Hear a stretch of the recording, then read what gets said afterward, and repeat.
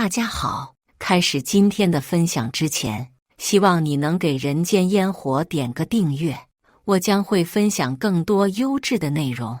我和张瑞共度了3年婚姻生活，经过无数尝试，终于迎来了新生命的到来。初时，婆婆对我照顾有加，然而随着我的腹部逐渐隆起，她的态度却产生了微妙的变化。她观察我日渐圆润的腹部，眼中闪烁着难以言明的光芒。她疑心我腹中是个女孩，便催促张瑞带我去医院终止妊娠。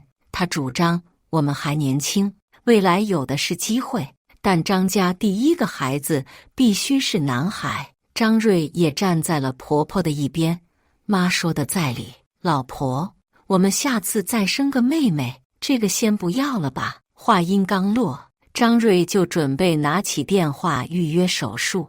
我绝不会放弃这个孩子，我轻抚着腹部坚定地说，经过医生的检查，孩子非常健康，我无法狠下心来舍弃这个鲜活的小生命，无论他是男孩还是女孩。张瑞瞥了眼婆婆，似乎在等待她的进一步指示，同时对我坚决的态度微皱眉头。婆婆面露愠色，在这个家，我做主，你费了这么多年才怀上，如果是个女孩，我们老张家的血脉如何延续？不行，这个孩子不能留。在他们眼中，我仿佛只是一台生育机器，如果不能一举得男，便要被淘汰重试。但我坚决不会让他们如愿。然而，拒绝婆婆之后，我的生活陷入了困境。她愤怒地返回了老家，满是怨言，说我这几年一直在麻烦她。张瑞也开始忙碌起来，与我的交流日渐减少，甚至我的电话，他也总是匆匆挂断。孕期激素的波动，加上孤身一人在空荡荡的房间里胡思乱想，我最终被诊断出患有轻度抑郁。直到某个夜晚，我发烧了，身体的不适迫使我不得不向张瑞求助。他为我煎了一碗药，那股冲鼻的气味让我难以下咽。我恳求他带我去医院，张瑞却将一切归咎于我逼走了婆婆。他冷漠地把药碗推到我面前，妈已经被你气走了，现在你还觉得我会害你吗？这药是中医开的，你愿意喝就喝，不喝拉倒。我记不清自己是如何艰难地咽下那碗药的，那苦涩的药汁中似乎还夹杂着一丝咸味。夜深人静时，我被剧烈的腹痛惊醒，呼喊张瑞的名字，腹部剧烈的疼痛像是电钻在脚，泪水夺眶而出，汗水浸透了衣衫。张瑞去哪儿了？身边的位置空荡荡的，整个房间静得只能听见我的呼喊和啜泣。张瑞，我强忍着腹部的剧痛，艰难地摸索到手机，手指颤抖，不知是因为疼痛还是因为心中的慌乱。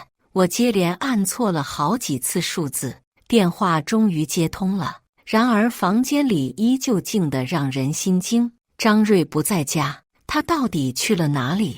我连续拨打了几个电话，张瑞都没有接听，感觉到有什么东西正从我身体里慢慢流失。我无暇顾及心中的慌乱和身体的疼痛，像只无助的小狗一样爬出房间，拼尽全力敲响了邻居家的门。当我被医生抬上担架送往附近医院的那个晚上，我感受到了死亡的逼近。医生告诉我，我流产了，那是个男孩。直到第2天清晨，医院才终于联系上了张瑞。张瑞作为一名程序员，平日里总是把自己的形象打理得一尘不染。当他看到我时，我隐约察觉到他的心虚，尽管他极力掩饰。我凝视着他，心中的委屈如潮水般涌出。3更半夜，你去了哪里？为什么不接我的电话？张瑞摸了摸鼻子，解释道，公司网络出现了紧急情况，我回去处理了。医生怎么说？我们的孩子没了。我哽咽道。张瑞却轻描淡写地安慰我：没事，我们还年轻，再怀一个就好了。我知道这几天冷落你了，我已经让妈过来照顾你了。我靠在他的肩膀上，放声大哭。没想到妈说的这招还真管用。张瑞自言自语地嘀咕了一句，我却没能理解他的意思。这时，张瑞看到床单上的血迹，不满地皱起了眉头。你怎么把人家的东西给弄脏了？真难看。他边说边伸手去打开柜子。我那条被随意揉成一团、沾满细菌和暗红血迹的裙子终于被他发现了。那股令人作呕的恶臭让我想起了孩子离开我身体的那一刻。我无法控制自己的泪水，愧对这个4个月的小生命。张瑞一脸嫌弃地将那条裙子扔进了垃圾桶。听着张瑞在洗手间洗手的水声，我的心如刀绞。我死死地抓着床单，眼泪再次忍不住涌出眼眶。孩子没了，张瑞的冷漠和婆婆的怨恨更让我感到无助和孤独。在医院住了1周后，医生开了一些药，便让我回家休养。到家后，小姑子跟张瑞一起搀扶着我回到房间。我的身体还未恢复，每一步都走得异常艰难。这时，邻居王阿姨也过来看望我了。她没有换鞋就走进我的房间，手里拿着一个皱巴巴的保鲜袋，里面装着几个包子。小瑞说：“你早上到现在都没吃，我拿几个包子给你垫垫肚子。真是抱歉，我又忘记换鞋了。”他尴尬地低着头，脏兮兮的布鞋显得与我的房间格格不入。小姑子知道我有洁癖，正想招呼王阿姨到客厅喝茶，但我却双手接过包子，礼貌地笑了笑：“谢谢王姨。”包子热腾腾的，我咬了一口，香葱猪肉的香味在房间里弥漫开来。他们都被我的反应吓到了，因为以前我一直觉得做清洁工的王阿姨身上全是细菌，很脏，她给的东西我全都给扔了。但现在我居然不嫌弃了。王阿姨把剩下的包子拿出去给张瑞，外面传来张瑞不屑的声音：“他该不会当着你的面吃下，背后就吐出来吧？”我听到这话，眼眶不禁发红。但我还是坚持吃完最后一口包子，只是不想再浪费别人的好心。那天晚上，如果不是王姨及时发现并帮助我，我可能已经死了。婆婆做好饭后，小姑子进来喊我出去吃饭。我走到餐厅，看到婆婆一个人在忙碌着，便想过去帮忙摆好碗筷。然而，婆婆却粗鲁地用手臂推开我，头也不抬地冷漠地说：“不用了，省得你又觉得我在害你。早就让你留掉那个孩子，你不听劝，现在连老天都不让你留着他。”张瑞走过来，夸赞婆婆菜做得好，并给她捏肩拍背，却完全不帮我说话。那个失去的孩子，不也是他的骨肉吗？为什么他能如此冷漠？为什么他可以这么轻松淡定？甚至还能开玩笑说：“妈，你真的神算，这你都能算出来，这孩子一定保不住。”婆婆得意说道：“上次中医就说了，这是个女娃，我们张家头胎必须是带把的，女娃当然留不住了。”原来上次婆婆带我去看中医，根本不是开安胎药，而是让医生看男女。难怪之后她的态度就发生了天翻地覆。我眼睛一阵酸涩，偏过头去，下意识不想在他们面前哭。在这个家里，我到底算什么呢？无论他们做什么事，我永远是瞒在鼓里的那个。妈，你怎么这么偏心？好吃的菜全在我和哥的面前。小姑子正想挪动盘子，被婆婆打了一下手，疼得她缩回去。婆婆的脸色很阴沉，把菜放回他们兄妹面前，隔夜的放在我面前，整天胳膊肘往外拐。你害怕他夹不到吗？饭桌才多大，站起来就能够着了。我压下心里的委屈，冷静开口：没事，我可以夹到。小姑子推了推张瑞，手上的翡翠玉镯很通透，给嫂子夹鸡腿呀，你怎么顾着自己供？妈这么辛苦，鸡腿肯定给妈吃。张瑞把鸡腿夹给了婆婆，婆婆这才高兴，她又给我夹了鸡肚子里的蛋，还未成熟的蛋卵，大大小小串在一起，上面还挂着赤色的汤汁。我想起了肚子里的孩子被医生装在盘子里的一幕，胃里一阵翻滚，起身跑到厕所去吐了。身后传来婆婆生气的声音：她就是故意影响我们吃饭的，嫉妒你哥把鸡腿给我，你还帮他说话。过了一会儿，小姑子过来敲门，问我怎么样了，需不需要帮忙，又把刚吐完的我搀扶着走到饭桌。婆婆沉着脸继续吃饭，好像这一切跟她没关系。张瑞皱着眉朝我看来，神色变得很复杂。饭后，小姑子拉我去房间，她拿出一个纸袋：嫂子，这是我和男朋友在出国旅游的时候买的护肤品，你收好，别让妈发现了。谢谢，俊生对你真好，这个牌子很贵，他也舍得给你买。我说完，小姑子冷哼一声：他才不舍得呢。我出国前，妈妈塞给我2万块，让我买好一点的护肤品用。我愣了愣，尽力压制着声音里的颤抖。妈对你真好。摸了摸左手空荡荡的手腕。结婚的时候，我妈把她的翡翠玉镯戴在我手上，说是保护我平平安安的，以后她不能在身边照顾我了。可因为婆婆一句喜欢，张瑞就哄我，说不过是一个手镯，以后给我买个更好的。我耳根一软，就把手镯送给婆婆了。可是事后张瑞提起这事，就责怪我小家子气，个玉镯送给他妈又怎么了？他根本不认这件事。这时我妈打电话过来，他们把我送回婆家这件事，一直是我心里的恨。我1年前提过离婚，可是婆婆要我把30万彩礼还给她，要不然就要告我们骗婚。彩礼早就被我哥用来娶媳妇了，爸妈拿不出来，第2天就把我送回婆家。他们不是为了哥哥把我抛弃了吗？还来找我干什么？我把电话挂了，但很快妈妈又发来短信，她说：囡囡，我们都知道你为难，这1年来你哥哥嫂嫂发展不错，张家那彩礼30万我们已经筹到了，你要离婚，我们就把钱还给张家。原来这1年来爸妈他们一直在努力筹这笔钱。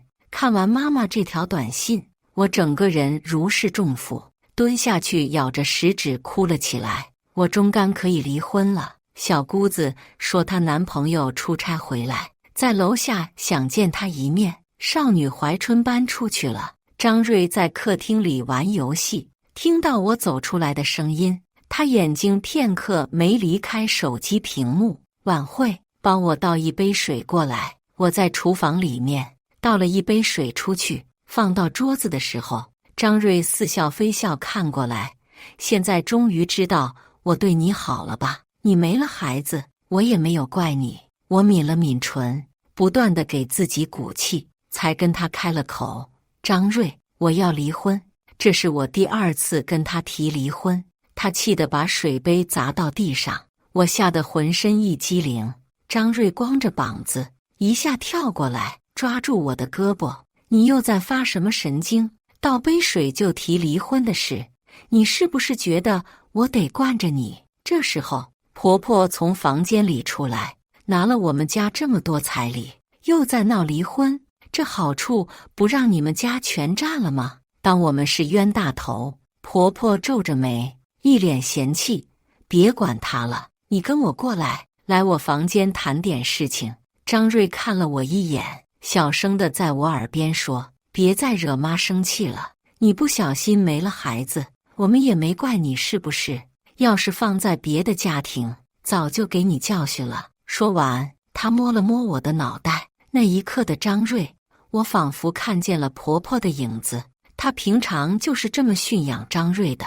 张瑞很听她的话，连上次我生病，她也要先问过婆婆，才肯带我去看医生。现在她想用同样的办法驯养我，把我变成听话的妻子。过道细细碎碎传来他们谈话的声音。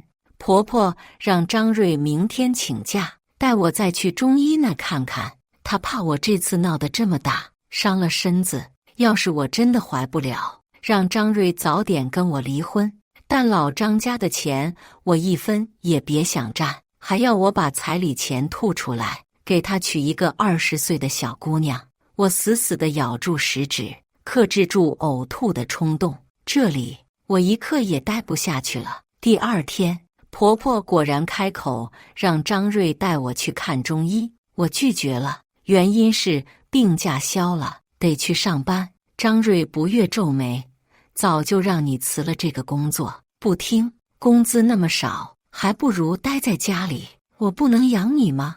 婆婆阴阳怪气说道，也没有见拿多少钱在家里，天天上班，工资到哪去了？她不止一次觉得我拿钱给娘家。虽然张瑞的工资比我高，但要是只靠他一个人，怎么养家里几口人？但在他们脑子里完全没有这个概念。小姑子正要开口，婆婆呵斥她：“吃你的东西，这里没有你说话的地方。”我装作没听见：“你们慢吃，我先走了。”刚起身，张瑞就摔碗筷了。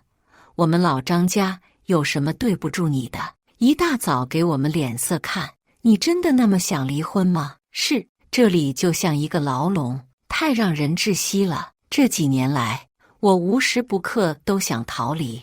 张瑞气急败坏地发火：“我是不可能离婚的，你死心吧！”我没理他，直接出门上班了。路上，我不止一次在想，到底什么时候，我和张瑞会弄成这样的局面？我们是小学同学，又刚好考上了同所大学，这种缘分让同在陌生城市的我们快速进入到恋爱关系里。我们有过很甜蜜的时候，甚至在婚后，我们依然保持着恋爱时的热情，一起旅游、吃东西，用小视频记录生活，直到婆婆搬过来和我们一起住。随着我和婆婆在生活上诸多观念的背道而驰，张瑞承受了很多压力。我尽量不去跟他诉苦，可是他却越来越反感家里，待在家里的时间越来越少，所有压力落在我这里。去年，我实在看不到我们的未来，第一次提出离婚，那时张瑞不同意，婆婆还闹到家里，要我们把彩礼归还，还有我和张瑞一起供的房子也归张家。当时哥哥的孩子刚出生，生意也失败了，在外面欠了一屁股债，家里根本拿不出30万彩礼，我妈就又把我送回婆家。但这几天我考虑得非常清楚，如果继续和张瑞过下去，我一定会精神崩溃，大概是受到情绪影响。我今天提交的报告很多个地方都出错了，会议上被领导董一阳批评了一顿，留下来加班修改表格里的数据，找得我眼花缭乱。董一阳找我吃饭，让我吃完再改，我们就在附近的餐厅随便应付了一顿。过程中，张瑞给我打了很多通电话，我没接。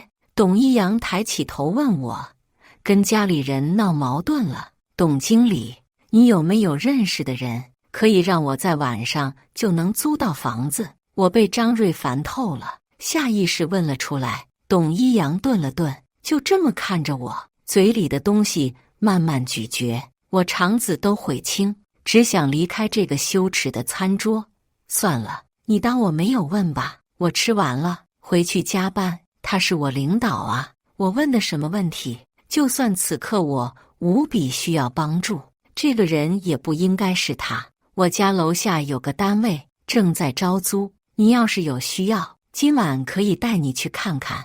董一阳的声音从身后传来，我的脚步一顿，眼眶酸涩，要非常努力才不让眼泪落下来。谢谢你。为了答谢他的帮助，这一顿我付了。结账的时候，他看了我一眼，25块钱的快餐，亏你请得出手。在董一阳的帮助下，我租下他家楼下的单位。等我收拾完，张瑞的电话又打进来，犹豫了片刻，我接了起来，还没开口就受到直面冲击。张瑞的质问里裹挟着怒火：你到哪里去了？我在外面租了房子，这段时间不会回去，我们都冷静一下。我淡淡说道。冷静个屁！林晚会，你是不是在外面有人了？我不等他说完，我直接挂电话，然后把人拉黑了。从家里搬出来后，我在工作上如鱼得水。董一阳带我做了一个新的项目，结果也非常的成功，还把奖金拿到手了。庆功宴这天，我收到了手机的提示，是之前的设置，是时候去医院复诊了。第二天，我跟公司请了假，医生开了几个检查，检查结果的数据都很不错。医生说，以后怀孕不要乱吃药，孩子都4个多月了，很伤身体的。我皱了皱眉，什么乱吃药？医生看着我，上次你丈夫说你发烧的时候吃了中药，应该是那药的问题，才导致你流产的。我忍不住打了个冷战，那药明明是张瑞给我吃的。这时候我会想起他们的对话，忽然由内而外感觉到一股寒气。离开医院后，我又去找上次的中医，中医认出是我，盯着我的肚子看，惋惜地叹口气。我忍着愤怒朝他一笑，张医生，上次我婆婆是不是在这里开了一副堕胎药？刚开始中医不肯说，但我骗他是一个同事怀了女儿不想要，婆婆让我过来开的，他才打消疑虑。其实嘛，男女都一样，这个堕胎药我开出去也是一件折服的事情，这言外之意是想让我给红包。张医生，你帮帮忙，上次我婆婆给了多少？我同事给双倍。中医挑高了眉，悄悄地伸出手，比了一个数字，500。原来只需要500就可以买掉我孩子的命，这一切都是他们的阴谋。我依然是那个被蒙在鼓里的人。那中医还装模作样说，我是不建议你们堕胎的，不管怎么样都是一条生命，男女不都一样吗？我对着他微微一笑，你说的对，这药我不开了。中医愣在当场。从他那里离开后，我直接打电话跟工商举报这里无证经营，违法堕胎。2天后，婆婆到公司闹事，董一阳一大早打电话让我马上到公司，我还没去找他们，他们倒是往枪口上堵。如此正好，有些事情得让他们知道真相。抵达公司，我还没推开会议室的门，里面就传出婆婆撒泼的声音：你们把我的媳妇交出来，不交出来，我不会起来的。门一推开，我就看到婆婆坐在地上。张瑞看到我，立马从座位弹起来，婆婆也扑倒我面前，死拽着不放。晚会呀，你跟我们回去吧，你没了孩子，我们也没有怪你，为什么要离家出走啊？张瑞故意做小伏低，媳妇，我错了，你别再生气，有什么问题咱们回家再说好不好？看着张瑞的脸，我本能地颤抖着，用力地抽出自己的手，别碰我。我就这么看着张瑞和他妈，我要离婚，不是在征求你们的同意，你们可以不同意，那就法庭上见。婆婆冷笑一声，彻底不装了，你们家老大结婚要用钱了，就想到我们家。当年我们老张家真金白银拿了30万出来娶你过门，现在钱到手就要离婚，没门。周围的同事对我指指点点，觉得是我为了钱嫁给张瑞，现在过河拆桥了，眼神里有着鄙视。我气得颤抖，他们没有挑明说出来，我连辩驳的机会都没有。张瑞走过来，想要带我走，却被董一阳给拦住了。我是林晚会的上司，他的家事我不方便插手，但你们的行为对公司造成影响，我们有权报警处理。报警处理？这事情不是闹得更大吗？董一阳疯了吗？万一给公司形象造成负面影响，他也要受牵连的。可是董一阳却递给我一个眼神，让我稍安勿躁。听到要报警，张瑞反而怂下来了。林晚会，他就是你在外面的男人是不是？难怪这么多天没回家，原来是有人了。董一阳没有说话，只是拿出了手机。我听到自己冷冷地吐出几个字：张瑞，上次的中药还是不是有问题？婆婆和张瑞互看一样，写着心虚，不敢跟我直视。或许我再问一个问题。我通过调整呼吸，目光盯着他们不放。你们觉得我肚子里的是女孩，所以在我发烧那天，以退烧药的名义喂我吃堕胎药，是不是？张瑞呼吸变得急促，拔高了声音：我没有，你胡说。我飞快开口：我已经找到给你们开药的中医，他承认是你们让他开堕胎药的。周围的同事开始议论纷纷，这次被指责的是张瑞母子。婆婆豁出去了，是我让张瑞给你喝堕胎药的，那又怎样？我们张家要带把的，不要赔钱货。我笑得肩膀都在颤抖，眼泪也流出来。医生没有告诉你吗？我肚子里的是男孩。婆婆愣住了，张瑞也看着我，不知所措。我死死地盯着张瑞，医生没有告诉你吗？你和你母亲亲手害死的孩子，就是你们要带把的。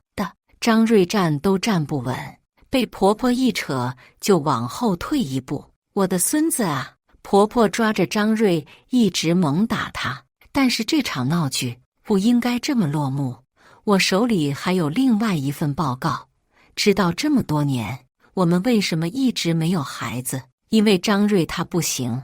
2年前，张瑞的体检报告是我拿的，他查出来的结果是常年日夜颠倒的生活，导致他那东西的活性低，所以受孕的几率也低。当时的我爱他，不想他受打击，隐瞒了这个结果，但现在没必要了。婆婆看完报告，整个人晕了过去。时隔1周，张瑞来公司找我，他说小姑子从楼上摔下去，小产了，让我回去看看。张瑞，我已经决定离婚了。张瑞语带祈求，雪雪一直都在帮你。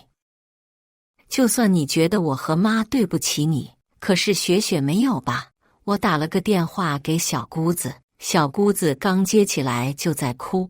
嫂子，俊杰他不要我了，我不知道要怎么办。我哄了他一会儿，答应要去看他。结束通话后，张瑞伸手过来帮我提包，我猛地往后退了一步，始终跟他保持距离。你以为你的上司真的喜欢你？我最了解男人，他不过是贪图新鲜感。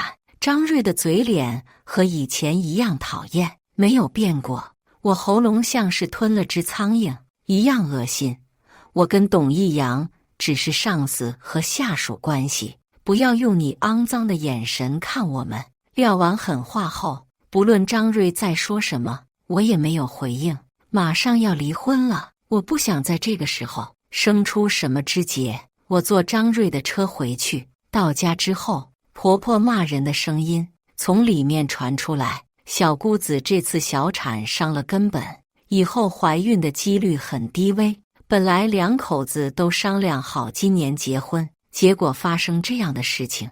男方的妈妈嫌弃小姑子以后不能生孩子，要拆散这对小情侣。方俊杰也是个妈宝男，小姑子出事到现在都没有露过面。婆婆看到我，顿时瞠目欲裂，到处在找扫把要赶我走。你这个扫把星，你还来干什么？自从我们老张家娶了你，就没有一天安生日子。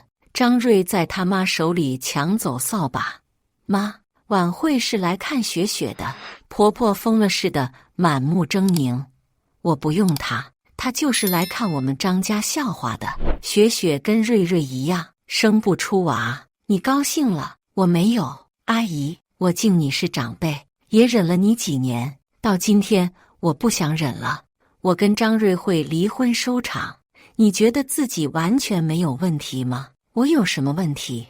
你就是想教坏我儿子，让他连妈都不要了。你看雪雪就是被你教的，到现在都不想看到我。你到底给他下了什么迷魂药？我无力地笑了出来。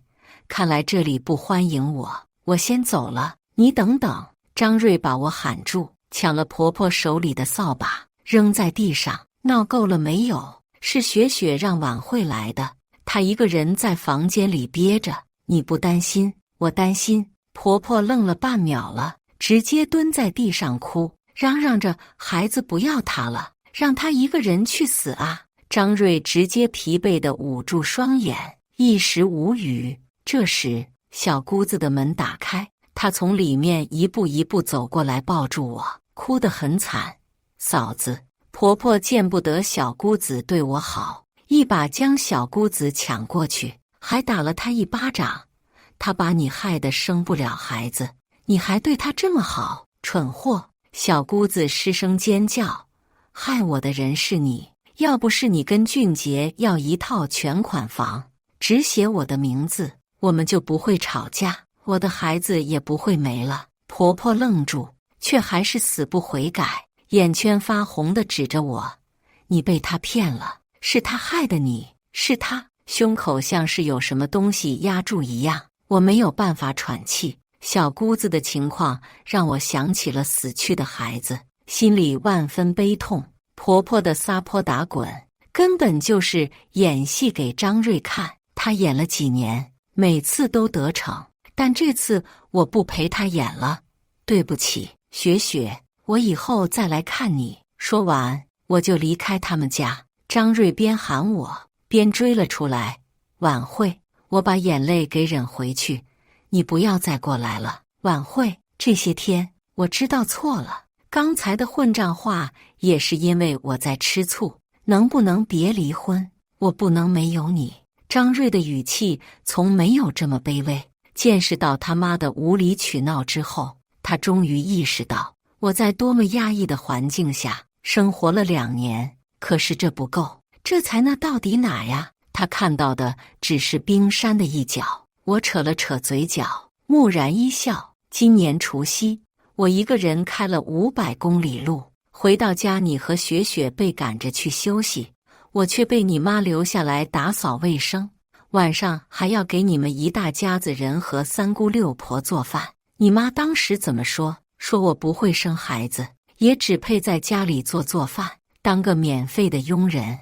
哪个佣人能拿30万的工资？有一次我刚做完饭，就收到通知回公司加班。等我加班后回到家，你和你妈躺在沙发上看电视，饭菜吃得一干二净，一点没有给我留。你们关心过我吗？2年前你被公司辞退，不敢告诉你妈，给不出家用，是我在垫付。可是你妈不知足，觉得是我在偷你的钱，补贴娘家，到处在外面说我养不熟的白眼狼。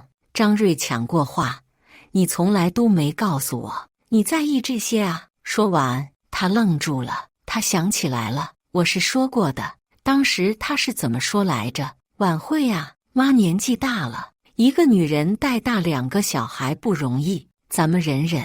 我笑了，忍忍就过去了。可是张瑞，我忍不了，再忍下去我会死的。每一天我都感觉到生活在地狱里面，我想逃，然后我真的逃出来了，那种感觉真的跟活过来一样。张瑞，你放过我吧，别再打扰我的生活了。晚会，张瑞哭着喊我，可是我却没有回头。他是我一次失败的婚姻，我也不会在同个坑里栽2次。我提交了休假申请后，便和张瑞一同前往民政局办理离婚。他虽心有不甘，却也别无选择，毕竟我掌握的证据足以对他不利，包括那起中药事件。递交了离婚申请后，民政局告知我们有1个月的冷静期。或许是出于愧疚，当谈及彩礼退还问题时，张瑞主动提出无需退还。不仅如此，我们婚后共同购置的房产，他也全部留给了我。在民政局外，我们彼此凝视，无言以对。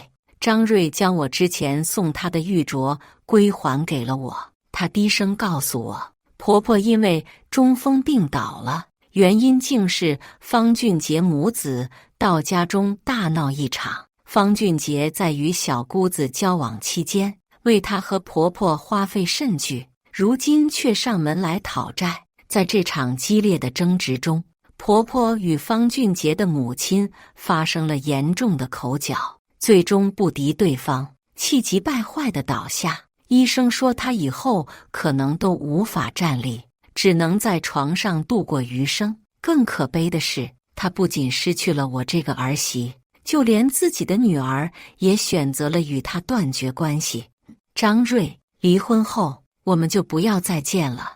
我把玉镯小心地收进包里。